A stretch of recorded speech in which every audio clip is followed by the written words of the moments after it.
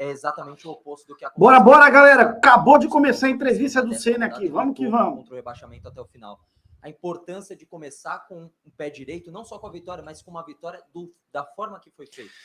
Não vamos também, lógico que eu acho que sempre eu falei aqui que o que direciona é o Campeonato Brasileiro, porque nós já sabemos as 38 rodadas, os adversários, tudo, né? E esse campeonato vai existir até o final de qualquer maneira. Lógico que a gente dá prioridade, mas também não vamos rotular isso como se fosse a vitória de hoje, porque nós damos prioridade ao campeonato. Nós poderíamos muito bem ter ganho de 1-0 no sufoco, poderíamos não ter saído vitoriosos, então não é o planejamento, né? Mas nós resolvemos arriscar essa semana, né? Não levando esses jogadores, porque nós entendíamos que a viagem em si não é nem tanto, não é só o jogo, sabe? Seria muito pouco tempo de recuperação e a viagem é muito cansativa. Você acaba não dormindo direito, você vem no avião mal acomodado. Eles ficarem treinando aqui, eles ganham energia, né? Viajando, eles se desgastam. Então, às vezes, você tem que correr riscos, ter trocas de jogadores mais jovens, sem experiência, numa competição que às vezes é importante. E essa semana nós vamos analisar também com calma, a partir da terça-feira, nós vamos analisar como nós vamos fazer para esse jogo do Everton, porque nós temos jogo quinta, domingo, quarta e sábado, né? E nós temos 3 competições em 4 jogos. Nós temos a Sul-Americana, Brasileiro, Copa do Brasil, que é importante também, e Brasileiro. Então nós vamos estudar primeiro essa semana como a gente vai fazer, mas não há time que jogue 4 jogos com os mesmos jogadores num espaço de 9 dias e consiga fisicamente ir bem. Além disso, nós temos muitas viagens, né? Nós temos muitos jogos fora de casa nessas próximas rodadas. Nós tivemos esse jogo em casa, temos o próximo e depois nós temos uma sequência de jogos, 4, se não me engano, seguidos, 4 né? fora. 4 fora de casa, onde tem muita viagem, nós vamos ter que pensar como fazer. Rogério, no início do ano, você aqui nessa sala de coletiva, mas a gente não, né? Mas muito se falava nos jogos que o São Paulo tinha muitos cruzamentos Sim. Que aconteciam de todas as partes e que não geravam tanto resultado. Hoje os 4 gols saíram de cruzamentos. O Toró, agora há pouco na zona mista, ele falou que ontem nós treinamos cruzamento. O Toró treinou esse exato cruzamento ontem. Nós treinamos. Ele citou isso, inclusive, que foi algo treinado e que ele citou durante esse período que você dizia para eles que os jogadores precisavam parar de cruzar por cruzar e começar a cruzar com mais objetividade. Hoje a gente viu que isso gerou um certo resultado, mas como é que você trabalhou para chegar desse cruzar por cruzar até um cruzamento efetivo para gerar lance perigoso? Você tem que ter um número se você tem que trabalhar a bola, fazer ela girar, fazer ela entrar de um lado do outro, balançar a equipe adversária e você ter gente dentro da área, né? Contra a Inter de Limeira, se eu não me engano, foi o ponto alto desses cruzamentos, que foram 40 cruzamentos no jogo. Só que nós estávamos num momento ainda fisicamente ruim e aquele jogo, nós começamos a cruzar com pouquíssima probabilidade de gol, né? Então, hoje nós temos um jogador de referência, sempre fechamento do lado contrário com mais um homem de área, sempre um segundo volante pisando na área. E isso ainda teve uma quinta chance com o Colorado, que ele quase faz, né? O quinto gol também num cruzamento. Hoje a gente tem mais controle de jogo e trabalha mais a bola para chegar num setor onde você tenha uma chance maior desse cruzamento sair em gol. E também a gente desperdiçou algumas oportunidades, principalmente com o Wellington, dele receber e já dominar e fazer esse cruzamento pela frente no primeiro tempo. Algumas vezes com o Vitor Bueno marcando ele, que o Vitor Bueno é um ótimo jogador, mas para voltar para marcar ele não tem essa mesma facilidade. Então nós tivemos algumas oportunidades de já dominar cruzando essa bola na frente da zaga e não o fizemos. Mas conseguimos gols importantes com bolas de jogadas laterais. Rogério, boa noite. Em uma das suas últimas entrevistas aqui, a gente abordou o assunto do Igor Gomes naquele episódio chato em que ele saiu vaiado. Hoje ele saiu aplaudido e recebeu muitos elogios dos torcedores com quem a gente conversou aqui. Quero saber como foram essas últimas semanas do Igor Gomes no trabalho do dia a dia, qual papel você teve, né, em relação a ele e como você enxerga essa evolução dele dentro do elenco, porque é um jogador que não está fazendo só também o trabalho sujo. Hoje ele foi muito participativo no setor de meio campo, criando muitas jogadas. Eu acho que ele foi bem hoje no jogo, ele saiu já porque eu achei que ele estava um pouquinho desgastado, mas ele participa muito da parte de marcação, por mais que na base ele seja muito mais meia do que um volante, mas ele tem essa força física Ele oscila em alguns jogos, é bem verdade, não podemos negar, ele faz grandes jogos, às vezes não faz jogos tão bons, né? Às vezes o time também não faz jogos tão bons e ele também oscila com relação a isso. A minha parte foi, eu acho que dar força para ele no momento mais difícil, que foi aquele momento onde ele saiu vaiado, e ter a coragem de mantê-lo, né? Se não jogando todos os jogos, como foi o caso do último, que ele ficou fora, mas está sempre ali. Eu acho que vai ser assim, porque é um jogador de força dentro do sistema que a gente joga, e ele é um jogador importante para a gente, né? Então, eu acho que, mas o maior mérito é dele, porque psicologicamente é um menino que tem muita força mental, não se deixa abater, tem os seus objetivos na vida. Eu acho que o maior mérito é dele, familiares, pessoas que acompanham até mais perto do que o dia a dia dele. Rogério, você falou na resposta anterior que você vai trabalhar esse negócio do revezamento do time, jogo a jogo, semana a semana, conforme as viagens e tudo mais. Essa foi uma semana que você conseguiu, com mérito, dividir o time em dois, conseguiu 2 resultados positivos. A minha dúvida é, você consegue, fazendo esse revezamento, nem que ele não seja constante, o mesmo equilíbrio nas duas equipes, o mesmo rendimento nas duas? Dá para esperar que 2 equipes diferentes joguem sempre parecido ou não? Se trocar os 11, eu acho difícil por característica de jogadores. São diferentes os jogadores, né? Por exemplo, os zagueiros, se você jogar Diego, Léo e trocar os 4, Miranda, Arboleda, é diferente a velocidade de saída de jogo.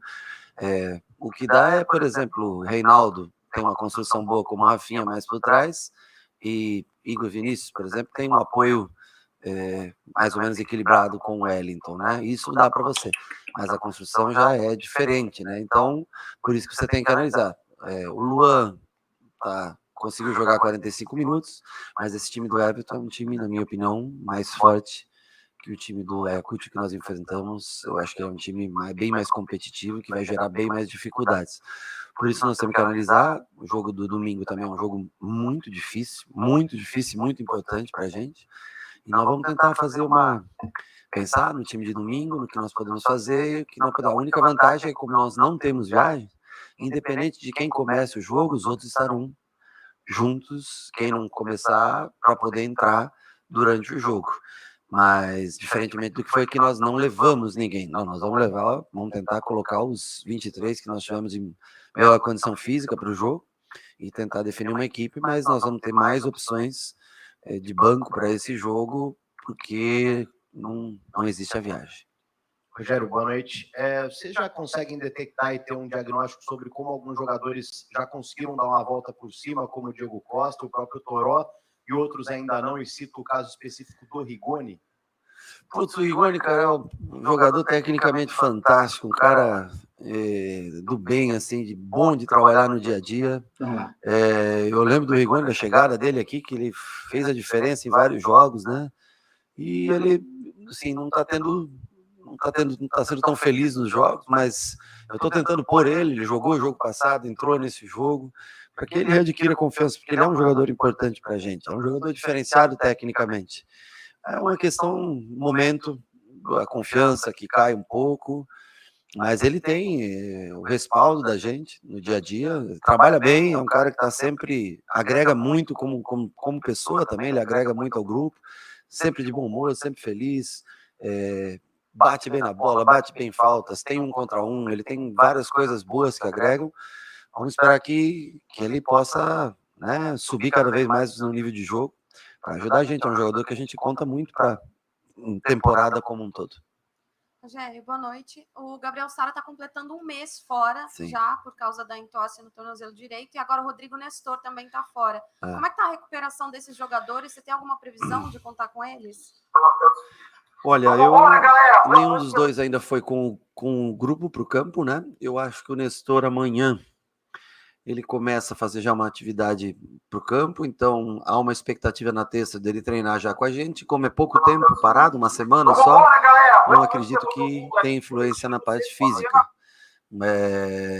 Eu acredito que no domingo ele já possa estar à disposição. Quinta ou domingo ele possa estar à disposição. Já o Sara é um caso um pouquinho mais complicado, o tempo parado é maior, apesar de ele ter, na sua talvez principal virtude, a característica da força física, né, de ser um jogador físico, e não perder tanto com o tempo parado. Você vê que sempre quando ele volta das férias, ele é um dos melhores nos testes, todos os testes que ele faz. Mas eu já não consigo dizer para você se ele estará pronto essa semana. Eu torço muito, espero muito que ele esteja, porque é uma semana difícil, com um jogo de 3 em 3 dias, e nós vamos precisar de todos, né? Principalmente nessa função no meio-campo, que é uma função muito cansativa. Mas ele eu já não posso. O Nestor, eu já acredito que essa semana deva estar reintegrado junto com o grupo. O Sara, eu ainda tenho que aguardar lá por terça ou quarta-feira. Acho que a gente pode ter um posicionamento melhor se ele vai voltar essa semana ou na próxima semana. Rogério, você falou do Léo e do Diego, jovens que tem ali no banco de reservas 2 zagueiros consagrados, né? A Arboleda e o Miranda. E hoje eles foram muito importantes em 2 gols ali no início da construção da jogada, onde você perde muito. Queria que você destacasse isso. Eles têm essa facilidade, né? Lógico, o Arboleda tem melhor jogo aéreo, defensivo. Ofensivo, talvez o Diego seja o melhor deles, né? Eu falo que o Miranda na marcação, num contra um, ele se vira muito bem, ele ainda consegue manejar o jogador no 9 para onde quer que ele consegue manejar o cara para fora, expulsar o cara da área num contra um. Na criação, para um time que tenta ser predominante no jogo, na construção, o Léo e o Diego levam essa vantagem de serem mais leves, mais rápidos na construção, né? Isso não impede que haja uma mescla das duplas, isso também não impede que jogue como jogou no último jogo Miranda e Arboleda, não impede que, ora, o Léo faça um terceiro homem pelo lado esquerdo, o Diego possa ser utilizado, de repente, em algum jogo como volante à frente. Eu acho que nós temos jogadores para essa função. Os outros 2, Luizão e Beraldo, ainda são bastante jovens, nós estamos tentando treiná-los. São 2 canhotos, o que é difícil de você conseguir, tanto que nós só temos o Léo, e que nem é um zagueiro de origem. Então nós estamos tentando formar esses 2 jogadores para que, quando colocados em campo, a gente tenha uma segurança maior, que eles estejam prontos para jogar. Mas nós vamos, de acordo com as possibilidades, de acordo com o cansaço, nós vamos desenvolvendo as escalações para os próximos jogos. Mas hoje fizeram um ótimo jogo. Acho que o Atlético não finalizou nenhuma bola no gol. Então, quer dizer, tem mérito, né, de todos da marcação, mas em especial na construção dos gols, que começa sempre por esses 2 homens de trás. Rogério, tudo bem? No ano passado, você até comentou que o São Paulo não teria dinheiro para grandes contratações, então contrataria alguns jogadores não tão badalados e também aproveitaria bastante a base. Sim. E com esses jogadores não tão badalados e com a base, o São Paulo ele acabou resolvendo o problema de praticamente todas as carências. No gol, o Jandrei ele se firmou como titular, tem o próprio Alisson, que hoje acho que dá para considerar ele titular no São Paulo, os jogadores da base, o Pablo Maia, o Wellington, que vem jogando muito bem.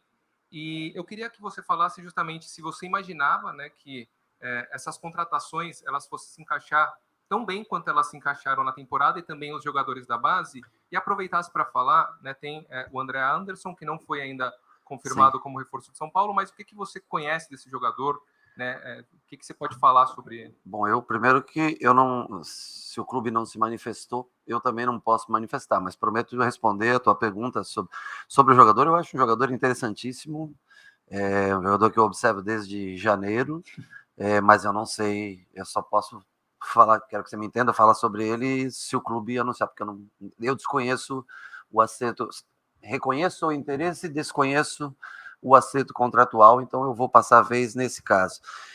Da base, Pablo, eu não tinha ainda, tinha visto um jogo do Pablo, achei interessante, jogo contra o Flamengo no Sub-20, que eu fui assistir em Cotia, achei interessante ele parece muito o Hugo Moura, quando eu levei ele para o Flamengo, busquei, ele tem um jogo parecido, de boa distribuição de jogo, se encaixou, né, tem que evoluir bastante ainda em muitos aspectos, mas ele vem ajudando bastante. O Wellington, o ano passado teve uma fase muito boa com o Crespo aqui, né? Depois, quando eu voltei, o Reinaldo passou a ser utilizado mais do que ele, faz bons jogos, também tem oscilação, o que é completamente normal para a idade. O Alisson, vou dar um mérito aqui, porque eu gosto muito do Alisson e queria, mas quem ajudou muito na contratação foi o Rui Costa. O Rui Costa foi o cara que cravou, por ter trabalhado talvez com ele no Grêmio, né? Ele disse, olha, o Alisson é o tipo de jogador que você gosta, que você pode contar com ele em qualquer posição, joga, ajuda. E eu acho que ele vem se demonstrando um jogador importantíssimo de esquema tático, um jogador taticamente muito importante para a gente. Então esse mérito vai muito para o Rui. O Jandrei, todos vieram sem custo. Não teve nenhum jogador que nós compramos. Então, assim, o que é legal de você ver que é possível você montar Talvez você não consiga montar o melhor time do mundo, mas é possível você montar times competitivos utilizando jogadores em fim de contrato. Aqui, Rafinha vem com a experiência, ajudando também, né? Jogadores em fim de contrato, utilizar jogadores da base, como a gente vem tentando hoje. Acho que foram 6 ou 7, não sei, que jogaram ou entraram no jogo, mas chega um momento que se esgota também. A base, ela tem um certo volume de atletas para te oferecer no ano. Você não vai tirar mais 3, 4 para esse ano lá da base, você não vai conseguir. E contratações você também, dentro do mercado, se você achar algum jogador interessante, você também tem que tentar, se for só pelo salário. São Paulo diminuiu em quase 2 milhões a folha de pagamento do ano passado para esse ano. É um dado interessante para ter um time que está sendo, ao menos, mais competitivo. Não sei nem se é melhor ou pior, mas mais competitivo do que foi o ano passado, e reduzindo, eu acho que em torno de 20% a folha salarial até agora. E dando, eu acho que, sendo mais vistoso para os jogadores da base, poder demonstrar seu potencial e, infelizmente, perdê-los no futuro. Eu espero só que a gente consiga completar uma temporada com esses jogadores antes que eles deixem o São Paulo por uma eventual saída, uma eventual venda, que a gente possa completar o ano, porque senão também começa a faltar no meio do ano, eles têm que trazer contratações no meio do ano, até encaixar, às vezes pode demorar. Rogério, tudo bem? Boa noite, parabéns pela vitória. Falando sobre o resultado, mas não só o resultado, pelo futebol apresentado, quanto isso pode retomar a confiança, se de alguma maneira foi abalada pela expectativa que se criou, por exemplo, na final do Campeonato Paulista, e também com relação à matemática, né? Nos primeiros 9 jogos do ano passado foram 5 pontos. Hoje, um jogo só, já 3 pontos, consegue a primeira vitória, o que demorou 10 rodadas para acontecer o ano passado. Eu lamento muito a perda do Paulista. Vou ser sincero com você, para mim, eu acho que eu nunca, em 30 anos, eu fui para uma final com 2 gols de vantagem e perdi. Mas eu não posso também ficar remoendo isso. Para mim é dolorido e não vai se fechar, uma cicatriz que não vai se fechar. Vai ser daqueles jogos ruins que eu vou lembrar para o resto da minha carreira. Como outros, como a derrota do Vélez, devido às suas proporções, perder um tricampeonato. Outros jogos que a gente poderia ter vencido, né? Porque esse grupo merecia fechar com o título. E o Palmeiras tem um belo time, mas nós poderíamos ter fechado o Campeões Paulista. Ponto. Recomeça agora, nós tivemos um jogo em casa, onde nós fizemos uma programação para que a gente tivesse inteiro para esse jogo. Agora, nossos próximos adversários são muito complicados. Flamengo no Rio é muito complicado, Bragantino lá em Bragança é complicado, depois tem Fortaleza, antes de Fortaleza tem um jogo em casa, mas tem Fortaleza também, são os 3 próximos fora, se eu não me engano. Resultados ruins, infelizmente, tem chance de acontecer. Mas eu acho que é melhor ter uma vitória na primeira rodada do que esperar a 10ª para que ela comece. Nós não queremos ter um brasileiro, pelo amor de Deus, nem próximo do que foi no ano passado, dependendo em penúltima rodada de tentar ganhar um jogo para escapar de rebaixamento. Nós queremos levar o São Paulo a algo que ele mereça disputar em 2023. Encerramos então com o técnico Rogério Ceni. É isso, galera. Quinta-feira aí contra o Everton no Morumbi, pelo que o Rogério falou, a gente vai ter um time mesclado novamente, né? E precisa da vitória. Eu acho que se o São Paulo ganhar esse jogo da quinta-feira, na Sul-Americana caminha a vaga, né? Aí é partindo para o Rio de Janeiro para jogar contra o Flamengo. O Flamengo tem um timaço, mas não está encaixado ainda, né? Acho que o Paulo Souza não deu encaixe no Flamengo ainda. E para lá tentar ganhar, né? Tentar ganhar, mas não vai ser difícil, tá? Já o Everton aqui no Morumbi, para mim, é obrigação o São Paulo ganhar pela Sul-Americana. Tá bom? Fechamos aqui a coletiva do C.